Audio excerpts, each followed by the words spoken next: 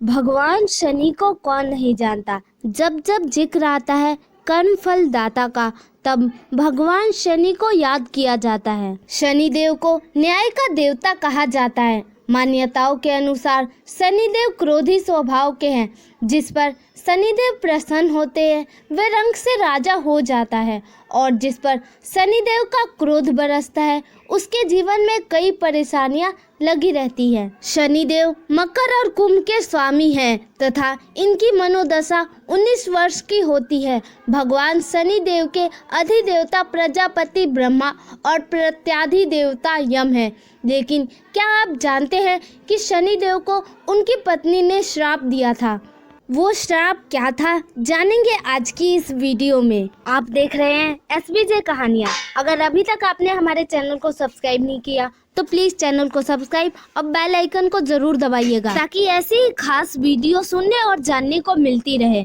शनिदेव भगवान सूर्य और माता छाया के पुत्र हैं। इनकी दृष्टि से जो क्रूरता है वो इनकी पत्नी के दिए गए श्राप के द्वारा ही है। ब्रह्म पुराण के अनुसार शनिदेव बचपन से ही भगवान श्री कृष्ण के भक्त थे। वे भगवान श्री कृष्ण के ध्यान में मग्न रहा करते थे। युवा अवस्था में उनके पिताश्री ने उनका विवाह चित्ररथ की कन्या से करवा दिया। उनकी पत्नी सती साध्वी एवं परम तेजस्विनी थी। एक रात्रि वह ऋतु स्नान करके पुत्र प्राप्ति की इच्छा लिए शनिदेव के पास पहुंची, पर देवता तो भगवान श्री कृष्ण के ध्यान में लीन थे। उन्हें बाहरी संसार की तो सुधि ही नहीं थी। उनकी पत्नी प्रतीक्षा करके थक गई। उनका ऋतुकाल निष्फल हो गया। इसीलिए उन्होंने क्रुद्ध होकर शनिदेव को श्राप दे दिया कि आज से जिसे तुम देखोगे वह नष्ट हो जाएगा। ध्यान टूटने पर शनिदेव ने पत्नी को मनाया। उनकी धर्म पत्नी को अपनी भूल पर पश्चाताप हुआ, किंतु श्राप के प्रतिकार की शक्ति उनमें नहीं थी। तभी से शनिदेव अपना सिर नीचा करके रहने लगे, क्योंकि वे नहीं चाहते थे कि किसी का अनिष्ट हो। ज्योतिष शास्त्र के अनुसार शनि ग्रह यदि कहीं रोहिणी भेदन कर दे तो पृथ्वी पर 12 वर्षों का घोर अकाल पड़ जाएगा और प्राणियों का बचना कठिन हो जाएगा। शनि ग्रह जब रोहिणी भेदन कर बढ़ जाता है तब यह योग आता है। यह योग महाराज दशरथ के समय आने वाला था, जब ज्योतिषियों ने महाराज दशरथ को बताया कि यदि शनि का योग आ जाएगा तो प्रजा अन्न जल के बिना तड़प तड़प कर मर जाएगी। प्रजा को इस कष्ट से बचाने के लिए महाराज दशरथ अपने रथ पर सवार होकर नक्षत्र मंडल में पहुँचे। पहले तो उन्होंने शनिदेव को प्रणाम किया। इसके बाद क्षत्रिय धर्म के अनुसार पृथ्वी वासियों को बचाने के लिए उन्होंने युद्ध का आह्वान किया। शनिदेव राजा दशरथ के कर्तव्य निष्ठा से अति प्रसन्न हुए और उनसे वर मांगने को कहा। महाराज दशरथ ने वर मांगा कि जब तक सूर्य नक्षत्र आदि विद्यमान है तब तक आप संकट भेदन ना करें। शनिदेव ने उन्हें वर देकर संतुष्ट किया। धन्यवाद दोस्तों, आज की कहानी में आपने जाना कि शनिदेव की पत्नी ने उन्हें श्राप क्यों दिया। धन्यवाद दोस्तों, आगे ऐसी वीडियो में जानेंगे कि हमारे लिए शनिदेव इतने महत्वपूर्ण क्यों हैं। धार्मिक ग्रंथों और शास्त्रों में ऐसी अनेक कथाएं हैं जिनसे हमें परमेश्वर की महिमा और इनके द्वारा अपने भक्तों को दिए गए वरदानों का पता चलता है। तो आइए आज हम आपको ऐसी ही एक कहानी से अवगत कराने जा रहे हैं जो भगवान विष्णु और शंकर से जुड़ी हुई है, जहां भगवान विष्णु ने परमेश्वर शिव को प्रसन्न करने के लिए अपने नेत्र अर्पित कर दिए थे। परंतु ऐसा क्या हुआ था जो भगवान विष्णु को परमेश्वर शिव को अपने नेत्र अर्पित करने पड़े थे? इसके बारे में शायद ही किसी को पता होगा। पौराणिक कथा सनातन धर्म में भगवान विष्णु को संसार का पालनहार माना जाता है।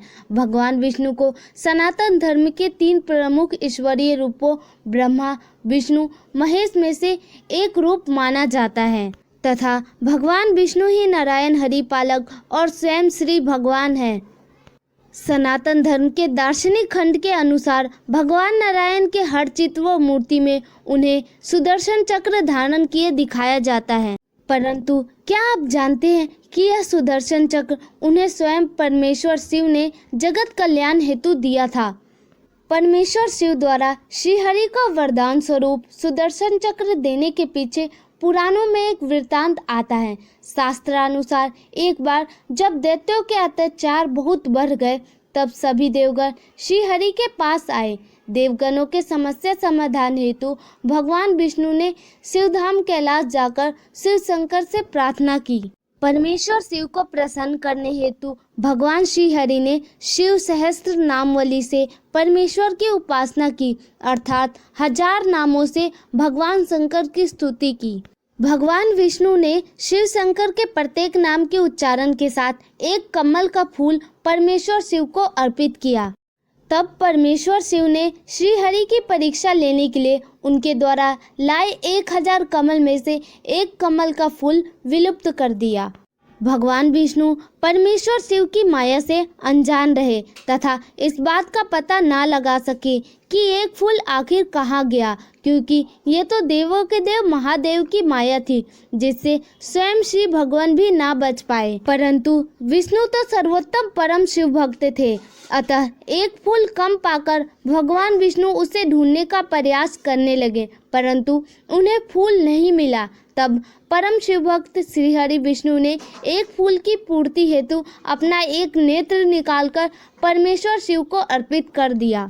श्री हरि विष्णु की अटल भक्ति देखकर परमेश्वर शिव शंकर अति प्रसन्न हुए तथा विष्णु के समक्ष प्रकट होकर भगवान विष्णु को नए कमल नयन से पुकारा तथा उनसे वरदान मांगने के लिए कहा। तब श्री हरि ने भगवान शंकर से एक ऐसे अजय अस्त्र का वरदान मांगा जिसकी सहायता से वे देवगणों को दैत्य के प्रकोप से मुक्त कर सके। फलस्वरूप परमेश्वर शिव ने विष्णु को अपना सुदर्शन चक्र दिया। इस प्रकार सुरों को असुरों से मुक्ति मिले तथा शिव स्वरूप सुदर्शन चक्र भगवान विष्णु के साथ सदैव शिव की माया के रूप में जुड़ गया। दोस्तों, भगवान बुद्ध एक गांव में उपदेश दे रहे थे। उन्होंने कहा कि हर किसी को धरती माता की तरह सहनशील तथा क्षमाशील होना चाहिए। क्रोध ऐसी आग है जिसमें क्रोध करने वाला दूसरों को जलाएगा तथा खुद भी जल जाएगा। सभा में सभी शांति से बुद्ध की वाणी सुन रहे थे, लेकिन वहाँ स्वभाव से ही अति क्रोधी एक ऐसा व्यक्ति भी बैठा हुआ था जिसे ये सारी बातें बेतुकी लग रही थी। वह कुछ देर यह सब सुनता रहा, फिर अचानक ही आग बबूला होकर बोलने लगा, तुम पाखंडी हो, बड़ी बड़ी बातें करना यही तुम्हारा काम है। तुम्हारी ये बातें आज के समय में कोई मायने नहीं रखती। ऐसे कई कटु वचनों को सुनकर भी बुद्ध शांत रहे। उसकी बातों से ना तो वह दुखी हुए और न ही कोई प्रतिक्रिया की। यह देखकर वह व्यक्ति और भी क्रोधित हो गया और उसने बुद्ध के मुंह पर थूककर वहां से चला गया। अगले दिन जब उस व्यक्ति का क्रोध शांत हुआ तो उसे अपने बुरे व्यवहार के कारण पछतावे की आग में जलने लगा और वह उन्हें ढूंढते हुए उस स्थान पर पहुंचा। पर बुद्ध कहाँ मिलते। वह तो अपने शिष्यों के साथ पास वाले एक अन्य गांव में निकल चुके थे। व्यक्ति ने बुद्ध के बारे में लोगों से पूछा और ढूंढते ढूंढते जहां बुद्ध प्रवचन दे रहे थे वहां पहुंच गया। उन्हें देखते ही वह उनके चरणों में गिर पड़ा और बोला, मुझे क्षमा कीजिए प्रभु। बुद्ध ने पूछा, कौन हो भाई, तुम्हें क्या हुआ है, क्यों क्षमा मांग रहे हो? उसने कहा, क्या आप भूल गए, मैं वही हूँ जिसने कल आपके साथ बहुत बुरा व्यवहार किया था। मैं शर्मिंदा हूँ, मैं मेरे दुष्ट आचरण की क्षमा याचना करने आया हूँ। भगवान बुद्ध ने प्रेम पूर्वक कहा, बीता हुआ कल तो मैं वहीं छोड़कर आया हूँ और तुम अभी भी वहीं अटके हुए हो। तुम्हें अपनी गलती का आभास हो गया, तुमने पश्चाताप कर लिया, तुम निर्मल हो चुके हो। अब तुम आज में प्रवेश करो। बुरी बातें तथा बुरी घटनाएं याद करते रहने से वर्तमान और भविष्य दोनों बिगड़ते जाते हैं। बीते हुए कल के कारण आज को मत बिगाड़ो। उस व्यक्ति का सारा बोझ उतर गया। उसने भगवान बुद्ध के चरणों में पड़कर क्रोध त्याग का तथा क्षमाशीलता का संकल्प लिया। बुद्ध ने उसके मस्तिष्क पर आशीष का हाथ रखा। उस दिन से उसमें परिवर्तन आ गया और उसके जीवन में सत्य, प्रेम व करुणा की धारा बहने लगी। मित्रों, बहुत बार हम भूत में की गई किसी गलती के बारे में सोचकर बार बार दुखी होते हैं और खुद को कोसते रहते हैं। हमें ऐसा कभी नहीं करना चाहिए। गलती का बोध हो जाने पर हमें उसे कभी ना दोहराने का संकल्प लेना चाहिए और एक नई ऊर्जा के साथ वर्तमान को सुदृढ़ बनाना चाहिए।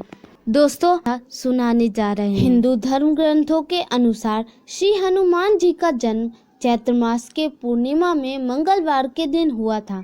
हनुमान जी की माता का नाम अंजनी और पिता का नाम केसरी था। हनुमान जी को संकट मोचन और पवन पुत्र के नाम से भी पुकारा जाता है। भगवान श्री राम की पूजा आराधना करने से हनुमान जी प्रसन्न होते हैं। वह भगवान श्री राम के भक्तों की हर पीड़ा को दूर करते हैं। ऐसी मान्यता है कि जिस घर में भगवान श्री हनुमान की पूजा आराधना होती है उस घर में कोई भी नकारात्मक शक्तियों का वास नहीं होता।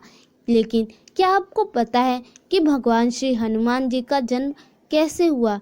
आइए जानते हैं इस कथा के माध्यम से। एक बार भगवान इंद्र दुर्वासा ऋषि द्वारा आयोजित स्वर्ग में एक औपचारिक बैठक में भाग ले रहे थे। तब उस समय हर कोई एक गहन मंथन में डूबा हुआ था। पुंजिकस्थली नाम की एक अप्सरा अनजाने में उस बैठक में विघ्न पैदा कर रही थी। तभी ऋषि दुर्वासा ने उसे ऐसा नहीं करने को कहा। ऋषि दुर्वासा की कही गई बातों को उस अप्सरा ने अनसुना कर दिया। यह देखकर वह नाराज हो गए। तभी ऋषि दुर्वासा ने उसे श्राप देते हुए कहा कि तुमने एक बंदर की तरह काम किया है, इसलिए तुम उसी प्रकार एक बंदरिया बन जाओ।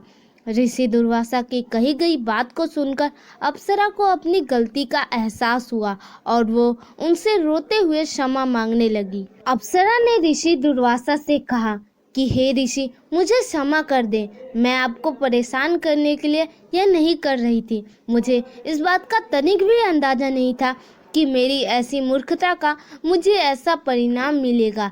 ऋषि दुर्वासा ने उसकी विनम्र विनती को देखकर अप्सरा से कहा कि हे प्रिय, तुम रो मत।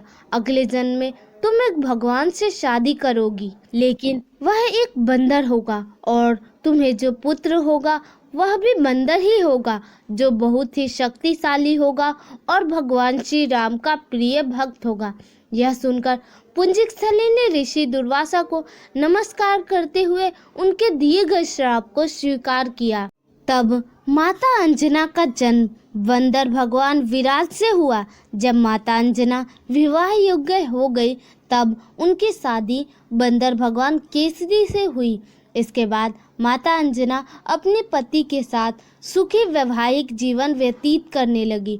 अंजना और केसरी एक शांतिपूर्वक जीवन जी रहे थे। तभी एक दिन शंखबल नामक जंगली हाथी ने अपना नियंत्रण खो दिया और हंगामा कर दिया। कई लोगों की इस हंगामे में जान चली गई। कितने ऋषि इस वजह से अपना अनुष्ठान पूरा नहीं कर सके। भगवान केसरी शंखबल से बेहद प्रेम करते थे। भगवान केसरी ने अपने प्रिय हाथी को जब मार डाला तो बहुत शोक में डूब गए। यह देखकर संतों ने उन्हें यह वरदान दिया कि तुम्हारे घर एक बच्चा जन्म लेगा जो बहुत ही शक्तिशाली और हवा की शक्ति और गति के बराबर रहेगा। तब इस प्रकार भगवान केसरी के घर में माता अंजना ने भगवान श्री हनुमान को जन्म दिया। यही उनके जन्म की कहानी है। इसलिए उन्हें अंजनी पुत्र और पवन पुत्र श्री साईं बाबा को भारत में एक महान संत के रूप में जाना जाता है। कहा जाता है कि ये अद्भुत शक्तियों से संपन्न थे। शिरडी साईं बाबा के भक्त आज भी लाखों की संख्या में हैं। साईं बाबा के भक्त इनके अद्भुत चमत्कारों की चर्चा करते आए हैं। इनके भक्त ऐसा मानते हैं कि ये ईश्वर के अवतार हैं। हिंदू और मुस्लिम दोनों ही समुदाय के लोग इन्हें पूजते हैं। शिरडी साईं बाबा को मानने वाले उन्हें योगी संत शिरडी साईं बाबा के धर्म और जन्म को लेकर लोगों में विरोधाभास है। कुछ लोग उन्हें हिंदू मानते हैं तो कुछ लोग मुस्लिम। परंतु वे सभी धर्मों का सम्मान करने वाले थे, जो हमेशा सबका मालिक एक जपते थे। आइए जानते हैं उनके जीवन के बारे में। साईं एक युवा फकीर के रूप में सबसे पहले शिरडी गए और जीवन भर वहीं रहे। मान्यता है कि जो भी उनसे मिलने आया उसका जीवन बदल गया। साईं बाबा के जन्म के स्थान को लेकर इतिहासकारों और विद्वानों में अलग अलग मत है। कुछ विद्वानों का मानना है कि इनका जन्म महाराष्ट्र के पाथरी गांव में 28 दिसंबर के दिन साल 1835 में हुआ था। हालांकि उनके जन्म को लेकर कोई ठोस प्रमाण नहीं है। साईं सच्चरित नामक किताब के मुताबिक साईं 16 साल की अवस्था में महाराष्ट्र के अहमदनगर जिले के शिरडी गांव में आए थे, जहां वे एक सन्यासी का जीवन व्यतीत कर रहे थे। वे हमेशा एक नीम के पेड़ के नीचे ध्यान लगा के भक्ति में लीन रहते थे। धीरे धीरे लोग इनके उपदेशों को अपनाने लगे और इस तरह इनकी ख्याति आसपास के गांवों में बढ़ती गई। महाराष्ट्र के अहमदनगर जिले के शिरडी गांव में साईं मंदिर स्थित है। इस मंदिर से आज भी लोगों की आस्था जुड़ी हुई है।